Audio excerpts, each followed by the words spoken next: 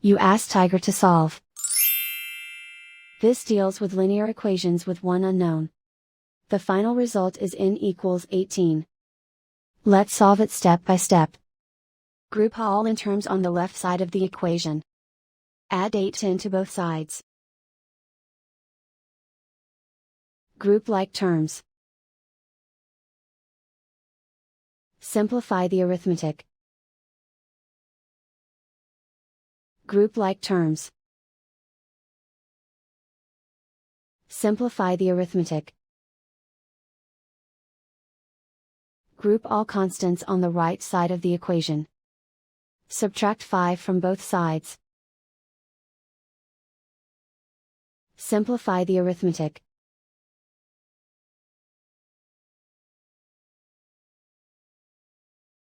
Isolate the n.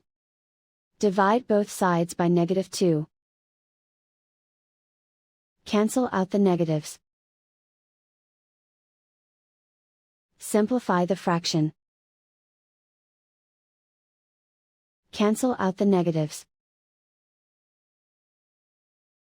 Find the greatest common factor of the numerator and denominator. Factor out and cancel the greatest common factor.